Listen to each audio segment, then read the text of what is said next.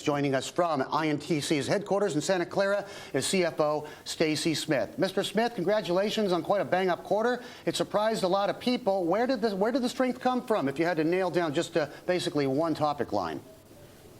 Yeah, thanks. As you said, it's one of our most profitable quarters ever. When I look at what drove that, it's the new products that we brought to the marketplace and our investments that we made in process technology. You couple that with the focus we've had on cost and efficiency and a strong consumer market, and you get the kind of results that we posted in Q4. What are the doing the channel checks? What kind of indications did you get? Are these people who had put off replacement demand for a long time, or are they actually going with the new systems? How much of a factor, perhaps, was the Win 7 rollout responsible for these excellent results which you posted? Well, I think the combination of Microsoft's new products as well as the new products that we brought out on 32 nanometer absolutely played a role. And when I think about where the market was strong, it was strong in China, it was strong in some of the mature markets like the US. It was very strong in the notebook segment of the market where we had a bunch of new products. So those were really the drivers of the market across the consumer segments in Q4. You achieved a record level of profitability. Can you push that even higher? Can you push your margins north even more? Or would the challenges, of diversifying your product base and moving more toward web-connected TV, for example, one of the things you've been actively engaged in, and also the phone space, the mobile space, is the R&D and the expenditure on initiatives like that going to perhaps keep you at this level at best? No, we're certainly planning to grow our profits next year from where we are today. We're going to continue to focus on our cost structure, but 2010 is also a year where we're going to make some critical investments. It'll be the first year in about 5 years where we're going to grow the employment of the company and make some critical R&D bets. And as you know, we're trying to grow the market in our core business, but we're also bringing out products in smartphones and in consumer electronics, and we believe we can continue to grow from this level. You, in the process of racking up the numbers which you sported for this quarter, you also clawed back market share from AMD. Can that continue? Is that a priority at the top levels of the company, Stacy? Well, we haven't seen any of the third-party data yet for the fourth quarter. We won't see that for a number of weeks that kind of say how we did relative to the total market. Our focus is less on that piece, and it's more on trying to bring innovative products to the marketplace. When we do that, we're going to win. We're going to win in terms of our share. We're going to win in terms of our financial results. I think Q4 from that perspective was a great quarter on the backs of those new products.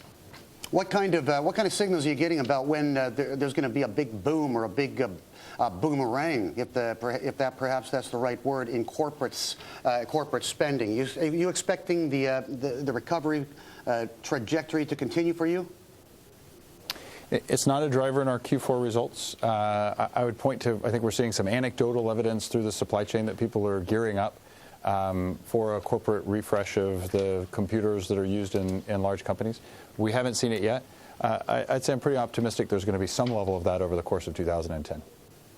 I realize that a company like Intel is far removed from the issues that Google has been going through this week. But as a top-tier chief of a company that is truly a global player, I wanted to get your impression or your comments on what you think about where the case is going and whether this heralds some sort of a standoff between Western technology companies and the People's Republic, and whether this is going to lead to some sort of a Cold War, or at least a cold battle over issues relating to intellectual property, Mr. Smith. Oh boy, it's not appropriate for me to comment on those specific issues because I don't know all the facts, just like you don't know all the facts of what's going on. I'll say okay. Intel is a global. We're a global company. We have operations around the world. 75% of our sales are outside the U.S. A lot of our workforce is outside the U.S.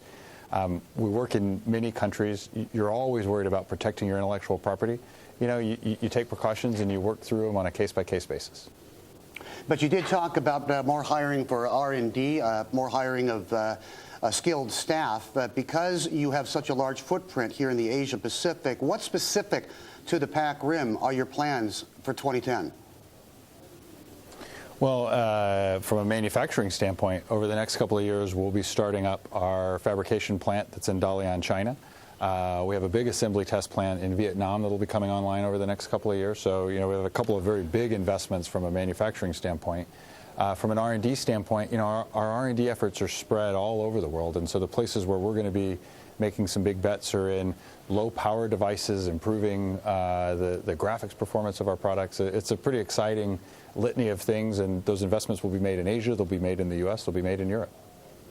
It wasn't long ago that you really had to do business with Intel. You did have a choice, perhaps in AMD, for some sort of a mobility device. But as we saw in Vegas during the CES the other week, the big consumer electronics show, there are alternatives out there. There are a multitude of alternatives when it comes to microprocessing power, and there are a lot of proprietary systems being offered up by a lot of the players involved in the smart set, the handset space. And I'm kind of wondering, if you looked out even beyond the next quarter or the immediate quarters to come, what kind of a landscape is that going to create for a company like Intel? I don't think you're describing a change in the marketplace. There's always competition in the market. And for us, our playbook is pretty straightforward. If we can get to market first with innovative technology, we win. And we did that with netbooks. We brought those low power devices with Atom to the market. We won. If we drive performance advantages, if we drive software compatibility, if we can bring exciting features to the market, we're going to win. I'm really excited about our product lineup. We're refreshing it right now with 32-nanometer process technology. If we play that and we execute well, then we're going to do well in the marketplace. Mr. Smith, thank you very much for the FaceTime. Best of luck in the current quarter. We'll talk very, very soon. CFO Stacy Smith, INTC Intel, Santa Clara, California.